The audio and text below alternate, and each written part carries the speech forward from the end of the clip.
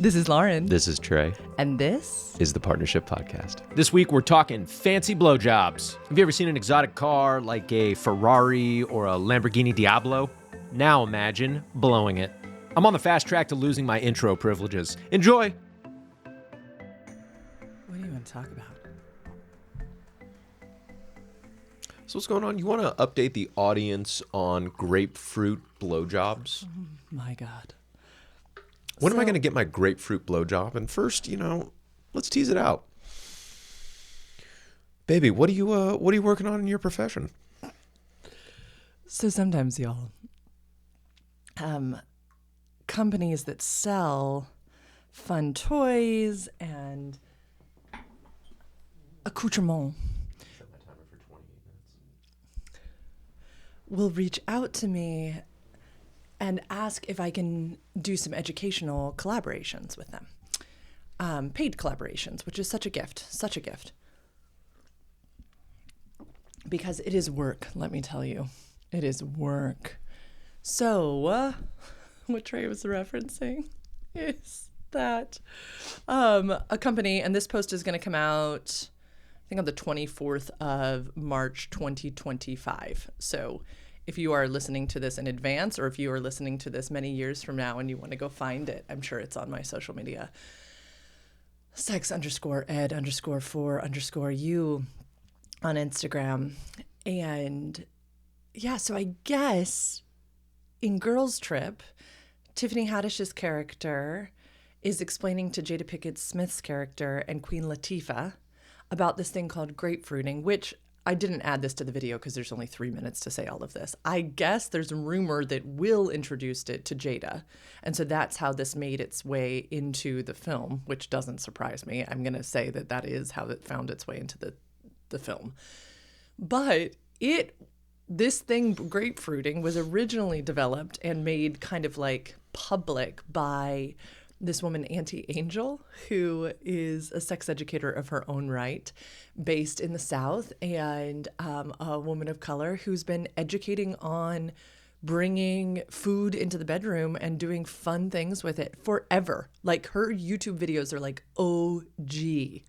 And so, anyway, apparently it's having a slight comeback. Grapefruiting. And so they asked me to do a video explaining what it is, the benefits, the risks, how to do it, all that kind of stuff. And at the very end of the video, I say, what do you think? Should I try this on Trey? So I guess I got to try it on you. This is what you do. You chop off both ends of a grapefruit, and then you cut a hole in the middle of the grapefruit that's appropriately sized for your partner. And then you got to lay down, just do a little finger. You've got to lay down a towel, because one thing I discovered is this thing, it is messy. Like, you are sopping wet with grapefruit juice, which is delicious. So I recommend a towel or like a layer, a blanket or something, because it's a mess and sheets that you don't necessarily need. And I think it's really fun, and Auntie Angel describes this too, to blindfold your partner, because you don't want the mess to kind of take away from the sensory joy of experiencing this. And after working with many grapefruits, I can imagine this being the truth. And so you blindfold your partner, kind of lay them back. I think semi-reclined would be best. And then you slide that grapefruit down on that thing.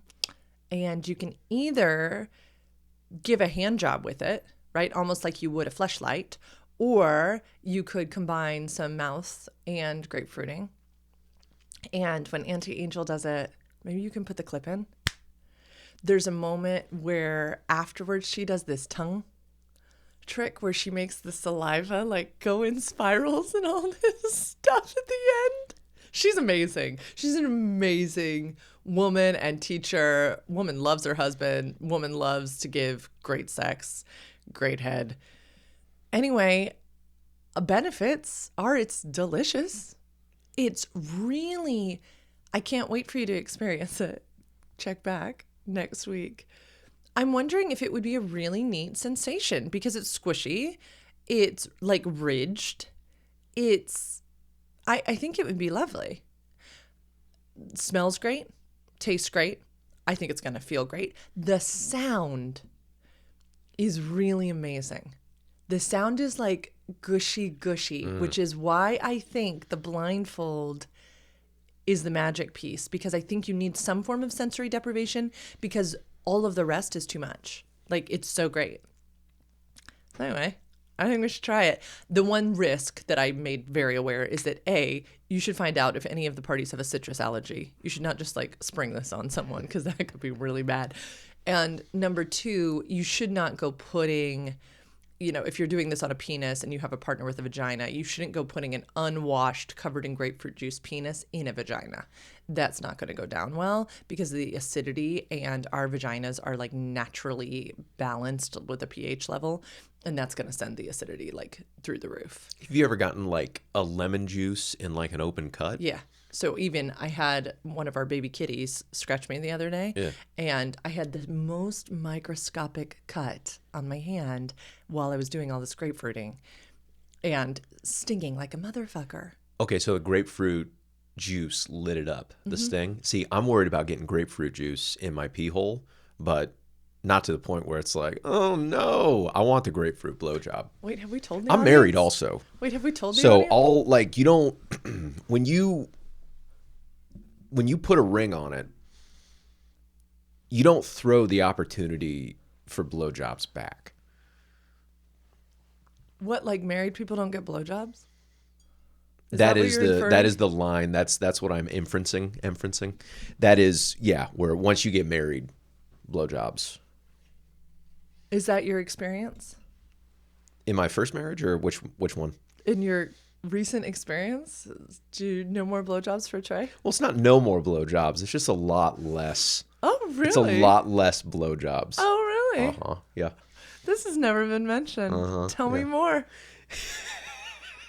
Tell me more. How I don't have receipts. I don't have any type of proof. How you got more blowjobs out in the wild. I've never been I like a blowjob. I'm not going to say like, oh, I don't want to get my dick sucked. But no, I just wanted to make that joke.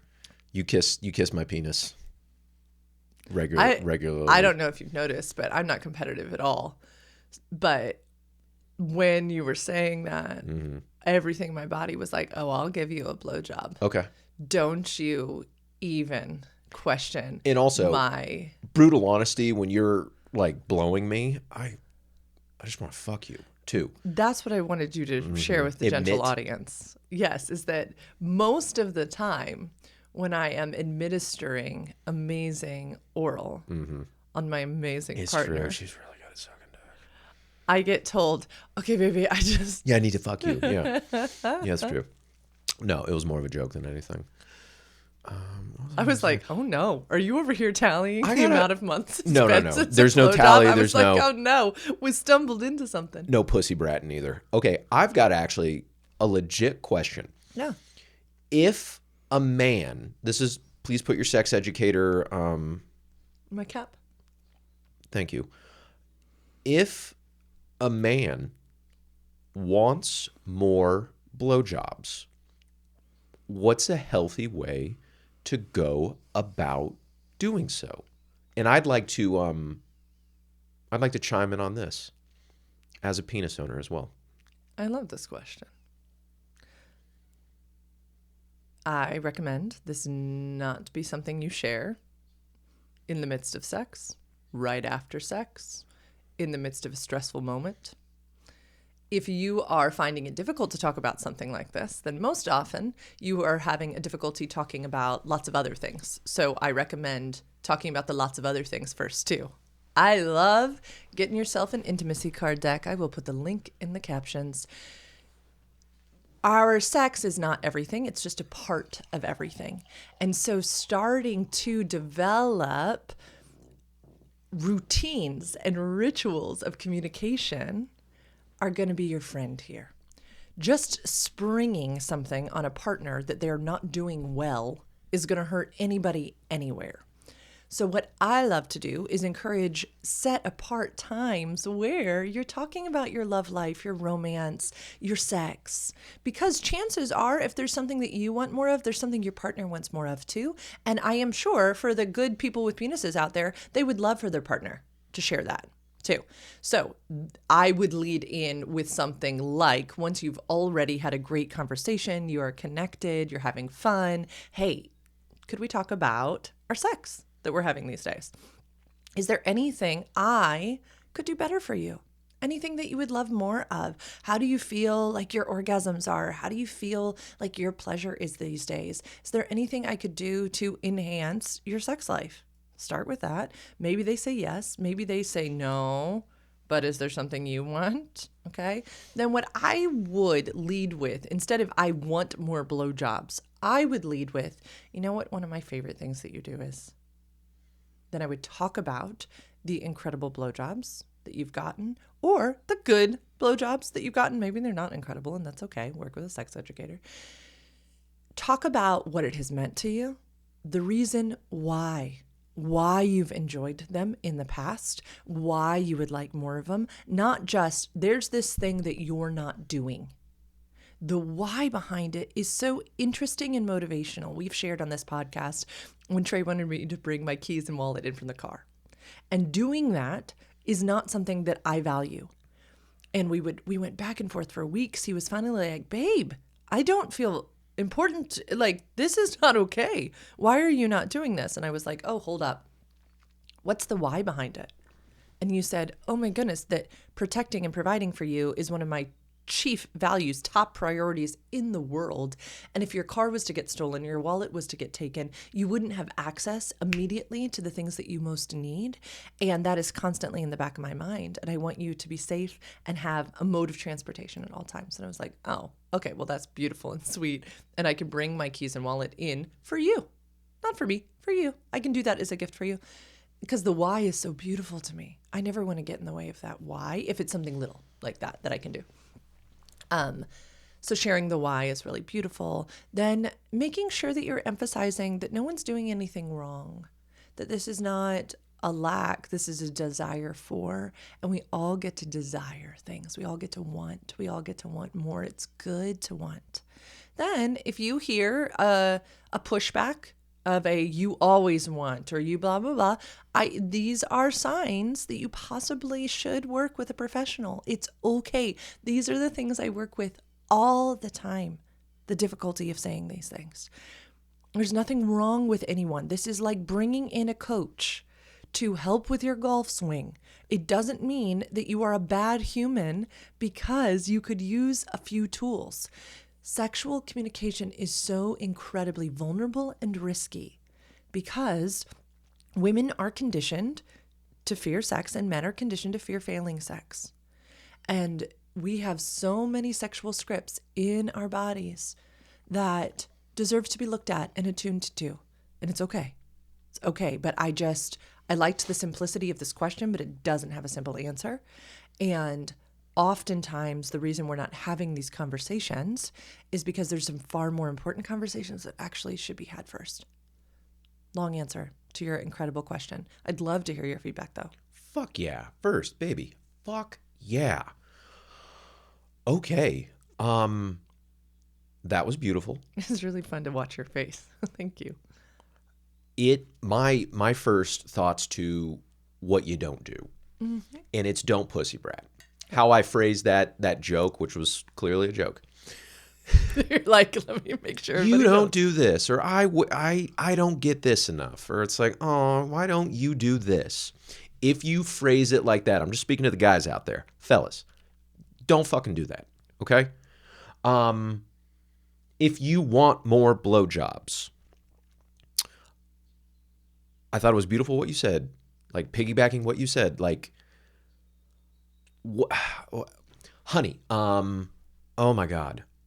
I love when I was fantasizing about this, or I was fantasizing about you on your knees, or like when we were on vacation that one time I was fantasizing about this blowjob or this sexual experience, or if you guys like have a healthy masturbatory practice where you talk about your fantasies, even if it's not with other people, if it's with each other, hearken back to, this wonderful time that's turned me on so much.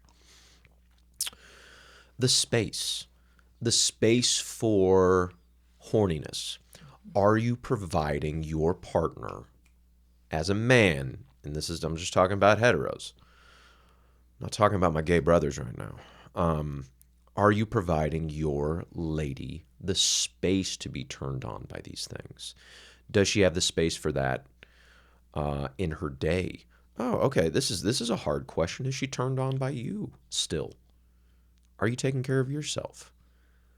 Oh, and I would say keep it ready for game time. So you got to keep that penis trimmed up, keep it tight. If I let my pubes go, it's like a burnt forest down there. It's disgusting. And then I got high risers where it's like I got pubes that like grow like in the middle of the shaft. Like what the fuck? And so you got to pluck those bad boys off and keep the balls trimmed too. And like I wouldn't go blade. I mean, we're conditioned to keep sharp objects away from our junk and our sack unless you get a vasectomy like me where you pay another man literally thousands of dollars to look at your penis and your balls. I digress. So you got to keep it tight. Get like a trimmer or a clipper, or something with a, what's that, like a guard on there so you don't buzz your sack. And yeah, keep that penis well groomed. Keep those balls beautiful.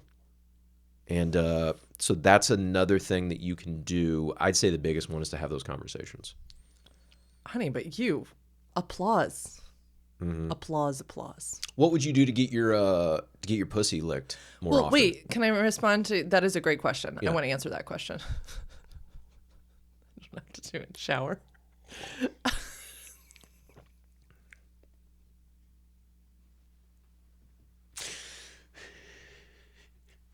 Basic hygiene. For Lauren, it's basic hygiene. Listen, I'm a lady who likes to not shower often because of my hair, because of my long body. It's a, you know what? It's a whole different game. You know how we were talking chess, fellas. We were talking chess. When it comes to that, it's checkers, where it's like sit, stay, fetch. Oh my God. Treat me like a dog. Snap your fingers. Okay, all right, we're getting off topic. We are getting off topic, but that was funny. We will come back around to that. I know now all you're imagining is that. I hope you're all watching video. This is good. I loved what you were saying about the hygiene piece because I think often we don't treat our long-term lovers with the same decency that we would treat a casual lover. Mm-hmm. If we were going on a date hoping to get some, thinking maybe, just maybe, we'd get a little head. Maybe, just maybe, she'd go down on me. We're going to shower first. We're going to trim all that up, hopefully. If I'm picking her up, my car's going to be clean. So many things. If I'm trying to take her back to my house is going to be clean. You're going to ask her questions. Like if you're trying to get laid and you're trying to do it well, there's a lot of fucking steps, man. And then when we get into these like relationships, you know, second husband, current wife, we can definitely slide into, I got this relationship thing on lock. Now I can kick my feet up and eat chips. Which rules.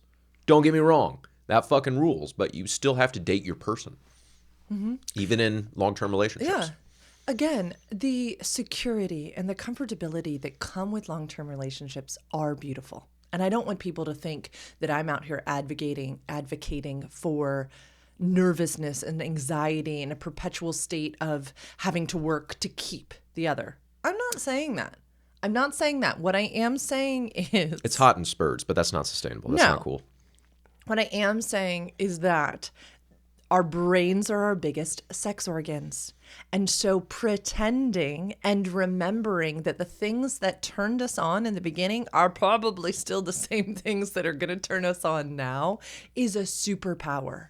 What you can do is utilize the safety and security that comes with long-term partnership to be like, that's nice. We'll get back to that. We'll get back to chips on the couch, to watching White Lotus naked in our bed as we fall asleep. We'll get back to that. What we can do in addition, if we want to, is be creative because we are human beings with these incredible imaginations and brains. And we can put the effort in to date our partner. We can put the effort in to, yes, trim up our genital areas just like our partner likes it. We can be like, what do you need to get into that type of safe, sexy space? Like, baby, I remember when we were first date, and you can say this to your partner, and we would go out on these dates and then we'd go back and we'd have sex that would last us for 3 hours. Like, what do you think gave us the opportunity to do that? Most likely, if you have kids, your partner's going to go, we have children now, right? Like, we can't do that. Okay, what about if I got us a hotel and a babysitter on that type of night? Well, I don't want to feel obligated. No obligation. No obligation. What if it's like the same type of possibility that there used to be if we'd go out on a date? You were never obligated to give me a blowjob. Sure. Ben. And granted, all that shit is hard now in long-term partnerships. So what I think you're trying to say is, where's the space? Are you curating the space for sexy shit to happen? That so many of my clients go, I want what we used to have. That is a broken record. You can't go back. Hormonally, there was a cocktail of limerence, infatuation, chemicals flooding through your veins in the early stages of partnership, which is amazing. It is so hot and it is so wonderful. Like new good dick. We all should have a time. It's lovely. Okay? I'm working on it. I'm 40 now, okay? We all should get that. And long-term partnership is full of yummy, juicy security and companionship that doesn't necessarily lead to hot sex, though. It's okay. It leads to a lot of warm sex, which is just as good for us. But it also gives a ton of, we got mortgages, we got car payments, we've got insurance premiums, we have, wills that we need to write, we have children that we need to get to activities, we got yards we need to mow, we got animals that we need to feed. It's a lot. You just named off my list. Did I? I have a list. If you're watching this on camera, I have a 3x5 index card. This is like Wednesday right now. Yeah, I got a lot of shit I need to do. And what's interesting, okay, is that when some people experience stress, anxiety, sadness, depression, they want more sex because an orgasm helps them zoom. Helps me. Okay? Yeah. Some people are the opposite. Neither one is right or wrong. I tell my clients this all the time. Oftentimes, when a person with a penis is stressed, and please keep in mind their hormonal cycle is a 24-hour cycle, a quick come gives them a more focused Zen feeling. That's lovely. That is lovely. But for a person with a vulva, that is not always the case. Yeah. And, I like to equate it often to like forward motion is like this, which is like a phallic, right? So for a penis, for a dick, it's just more of the same. Like, ooh, okay, I'm forward moving. Now I fuck. It's all just this forward penetrative moment. It's amazing. I love it. For a person with a vulva to reach a state of arousal in a partnered sexual encounter, we're talking 20 to 40 minutes. So it is zoom. It is slow down to go into one's body, to be present for a partnered sexual encounter and get a quick orgasm. Okay. It takes taking your mind off of that thing, putting your mind back on yourself. It is a lot of things that is just how the female sexual response works. There is nothing right. There is nothing wrong. Now, do some of my clients and me at certain times of the month also enjoy a quick solo come? Yes. Yes. And that is usually during an ovulatory time. That is usually with a vibrator. That is usually on one's own. I love to talk about and celebrate your desire for a quick come when you have a day full of things. Lovely. You're completely right. Where it's almost like I need to check that off the list so I can go do other stuff. Yeah. Because it takes over the brain. It does. Guys, it's chemicals. It's hormones. It's fascinating. Mm-hmm. It's science. It's not right or wrong. It's not like, well, because I want this, why don't you want this? Oh my God, that's a pointless conversation. We have different hormonal cocktails inside of ourselves at all times. And depending where a person is in their whole life. Yeah. And there's probably male listeners out there who are not like that. Anxiety and stress don't make them want an orgasm. Yeah. And I have gay couples that I work with, and one of them likes sex and stress or in sadness, and one of them does not. And great. I mean, there you go. Two penis owners having very different desires for an orgasm in the presence of stress, anxiety, sadness, yada, yada. That's a fascinating conversation, honey. Thanks for bringing that up. More head. More. Okay, let's do this. Is there anything in our current sexual existence, our current sex life, that you'd like more of, that you're really enjoying these days, that you feel like is missing? Anything that you're like, ooh, you know what we haven't done in a long time that I'd really love?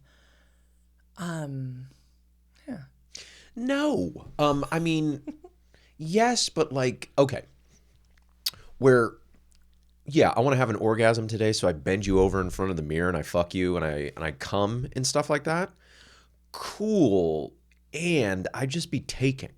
So that's not really we've done that before and it's lovely and we'll do that again and it's great and it's really sexy, but it's not a two.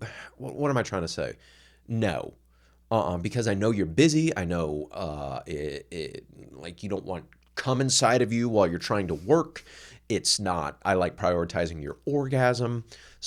No. More sex, I would say, but like no also. Because we're both busy. And it's like, where are we going to find the time for that? And also, what you literally just said, where it's like, it's different for me to rev up where it is for you to rev up. Because generally, this is a generalization, men will have sex at a drop of a hat. Mm-hmm. And then generally, this is a generalization, women need space to be turned on. Mm-hmm. So in my fantasy, I'm getting what I want, but not providing you for what you want. So that's why it stays in fantasy, where it's like, oh yeah, that's neat. And it's also, we've done this many a times where it's like, you say, I need you to come inside of me right now. Yeah. Oh my goodness. Yeah. And yay, it's very fun. Mm-hmm. Or it's like, okay, so no. The answer to your question is no. No, we have such a, like, we've set it up where it's so lovely, where nothing stays in the shadows anymore. Mm-mm.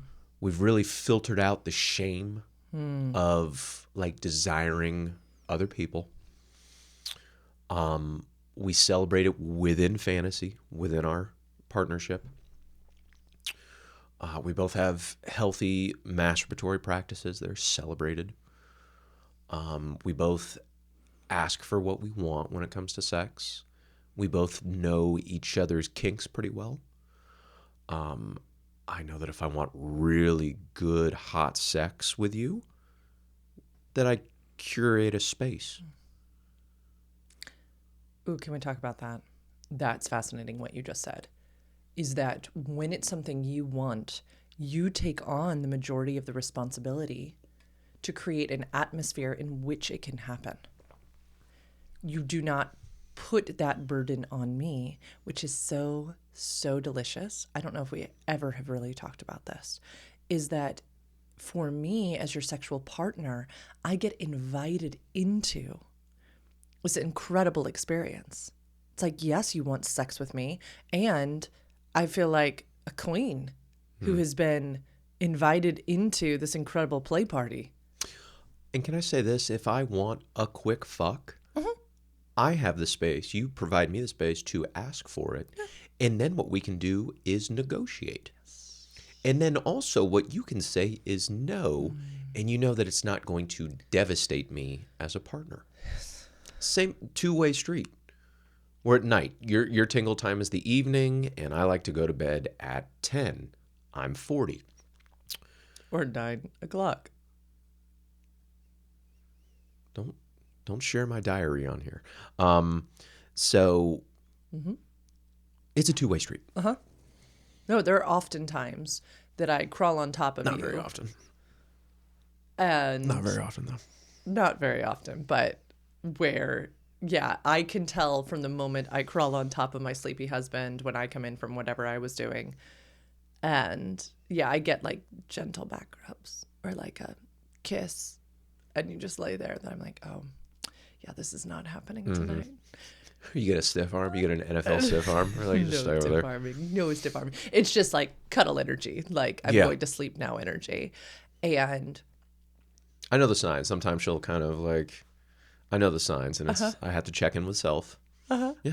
And I hope that you know that, yeah, my body, it's not rejection. No. It is absolutely not. It is you being the keeper of your limits and me trusting that you are going to keep responsible for your limits. Because I don't want sex that you don't want to have. Not at all. Not same. And yeah, there are absolutely times and places for a quick orgasm or a quick romp or a quick roll around that are just delicious and good for us all. But in the midst of a really full work day, yeah, I like to stay focused on my tasks. You know that? It also, you know what? It doesn't stop when, you've said something like, yeah, I want to bend you over in front of the mirror, yada, yada. And I'm like, I don't know, I wink or I smile and I'm like, that's delicious, right? But I don't make my body available for it. Yeah. It does not stop the sexual teasing and flirting through the day. And I thank you for doing that. I don't know if we've ever talked about saying this. no, we don't shut each other down. It doesn't mean, oh, now I'm going to revoke my sexual energy from you. Yeah. Which would be odd at this point for us. That would be foreign. That would be really weird. Because then we're like turning off like a level of love toward each other. And then that actually goes to manipulation, where it's like, if you don't give me this, I'm going to take away that. I get like a certain level of like beautiful love, sexual energy towards you. Oh, that goes to manipulation. That's fascinating. Where if you were to say no to me, and then I would be like, oh, you don't get this, this, and this from me. Right. Yeah, it's you don't fucked get up. like the booty strokes as we pass each other in the kitchen. Yeah, it's cold. Yeah. It's not like a cold transactional business type thing. Oh, that's fat. I bet that happens a lot. It does happen a lot. Happens a lot. Go to sexedforyou _ my wife for a free consult. Guys, should I make that I'm going to make that a _ my wife. Yeah, put it on the HTML. Like talk to your _ my wife. Yeah, dude. Talk to your scientist at sexedforyou.com. squarespace.com. _ my wife. My wife. I'm going to do it. Let's see what we should put on there. I don't know what's going to be on there Fucking yet, but I'm firing going to on do it. coffee now. She made 2 pots. I'm fucking firing. Yeah, I'm going to see the devil this morning. I don't think we've ever talked about this, honey, that saying not right now is not... Here, I'll do it. Oh, thank you. I'm trying to focus on too many things. My little eyeballs. I think I just got my eyes crossed. Saying not right now does not withdraw the sexual attention that we give each other. We don't go to hurt. Sometimes I will ask you to save it because I love Yeah. the really strong desire, like being desired is pretty hot. When I come, I am more docile. You are. You're like a docile lamb. No, but you are, but I don't get punished for saying not right now. I don't get attention revoked. I don't get touch revoked. I don't get romance revoked. I don't get attraction and I don't know. I don't. I feel as equally wanted and desired. I think it's because we have cultivated, as you said earlier, a very healthy celebration of one another's self-masturbatory practices. Like, this is celebrated in our home. So there is every assumption on my end that you will absolutely be having a beautiful, fulfilling orgasm. I just won't be there in person. I might be there in fantasy, but I might not be. And yeah, thank you for that. Thank you for not punishing me. We're right back at you. Drawing. Yeah, thanks for not, Or in other ways, like if maybe, Yeah, thanks for not punishing me in other ways, too. I mean, because I'm sure it goes far beyond sex. Because if you don't get I don't know what this is a weird example, like the kitchen remodeled or something like that. You're going to withhold sex until But it happens. It happens a lot. Or if you don't get a car or clothes or... all the time. Yeah. Because it's a And powerful thing for a that woman to is- withhold sex from a man. Sexualization, which is the use of sex to control or manipulate another. Correct. Do I believe that for centuries it's all the power women had? And so since forever, that is how women have believed that they needed to behave in order to stay safe, to stay provided for? Yes. So I am not going to go pointing fingers.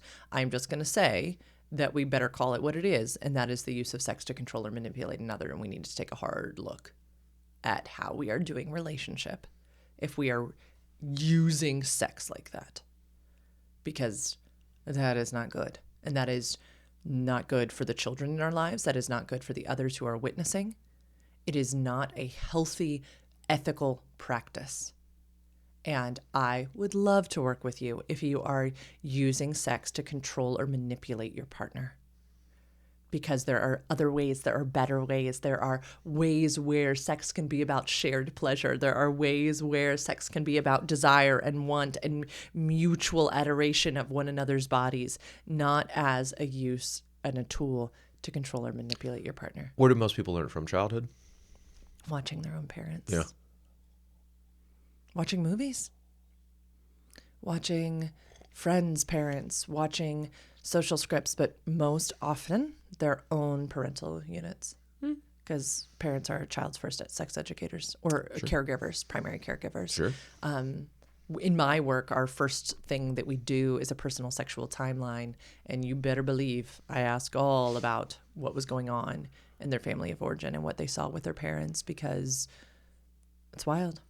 It is wild how we just believe, well, that's what sex is. And I have yet to have a client who's like, my parents had sex in front of me. I don't mean that. That's not at all what I'm saying. I'm saying all the minutia, all the little inferences about how sex is supposed to exist. I mean, it's just the teeny tiny microscopic things that were like, oh yeah, no, I would see my dad getting angry and then they would go away and then dad would be happy again. Right? Oh, because he got fucked? Yes. Oh, that's tragic. Right? Or I never saw my parents touch, ever. But, I had 3 siblings. And so I'm guessing they were intimate. But I never saw them touch or flirt. And so they've separated. Flirting is for one thing, and then sex is for another thing. It's just wild. It's wild. We owe it to ourselves, because all of us have kids around us in our lives. All of us do. And children deserve to see healthy relationships. It is literally, the World Health Organization says that sexual health is fundamental to the well-being of individuals, families, and communities. And I swear this is why. Because when you know who you are as a sexual human, and you can make requests and hear the truthful answer, and then also put offers forward that are the things that you're interested in providing and not interested in providing, knowing your limits and your capacities. When you're like, I don't know, a person who is okay in their domain sexually, then you start to attract healthy partners. So you start to be in a healthy relationship. Then you start to notice that your family is healthier, right? Because you're having children who are witnessing this. Then you're starting to see that your community is like, what's going on there? You're at a level of homeostasis. And so it is better for your community. It is better for the people that you work with. It is better for everyone. And that starts to heal the world. That's why I love my work so much. You ready to end it there, babe? Sure. Great. From blowjobs to world peace. Grapefruit. Thanks for coming to this episode of the Partnership Podcast with Lauren and Trey. Remember, these are our opinions and our opinions only. You are free to take what you like. Leave the rest, please. If you want to have a consult with me, you can go to sexedforyou.com/free consult. And yeah, fill in some things. Tell me that you heard us on the Partnership Podcast. And let me know what you would love to work on and overcome.